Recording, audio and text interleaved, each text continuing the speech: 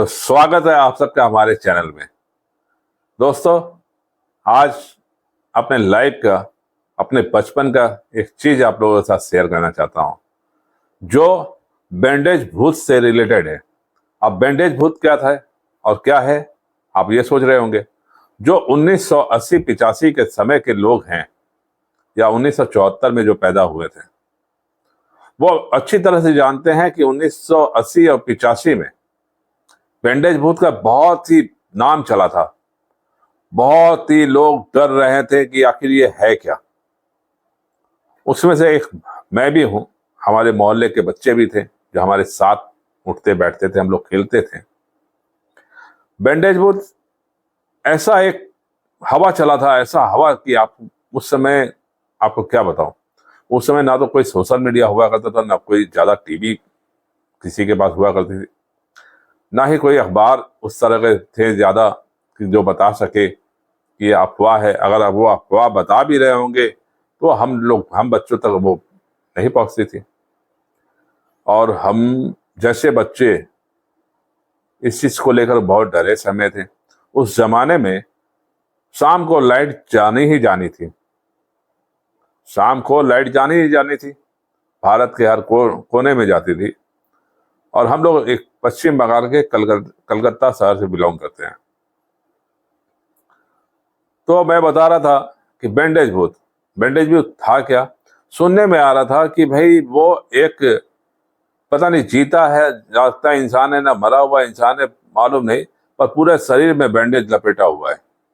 और नाखूनों की जगह सिरिंज है, जो जिससे सुई लगाते हैं ना, वो है।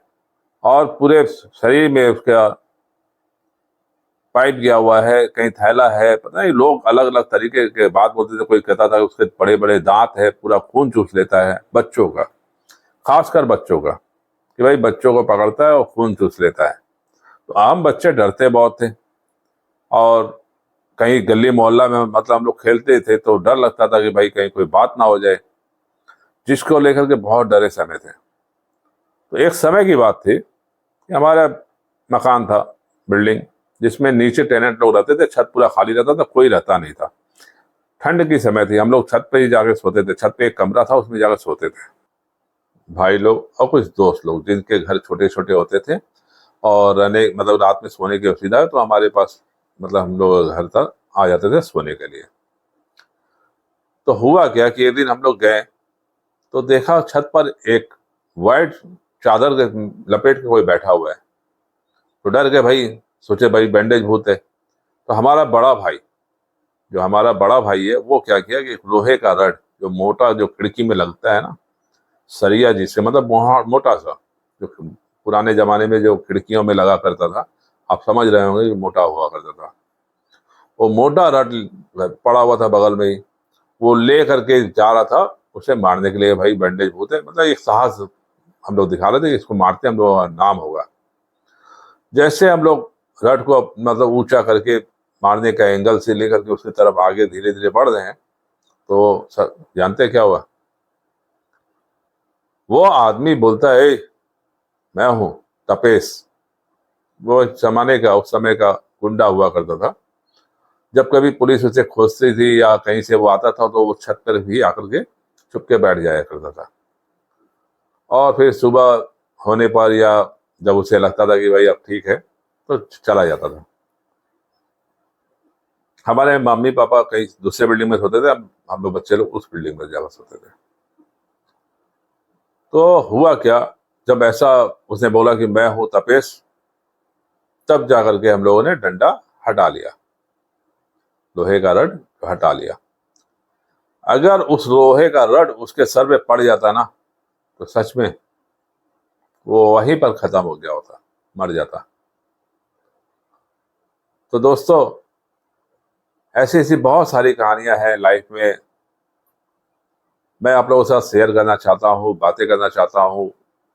कुछ चीजें ऐसी भी हैं लाइफ में जो आप लोग मुझसे शेयर कर सकते हैं, और हमारे चैनल के माध्यम से भी अगर कोई अपने एक्सपीरियंस शेयर करना चाहते हैं तो आप लोगों का स्वागत है।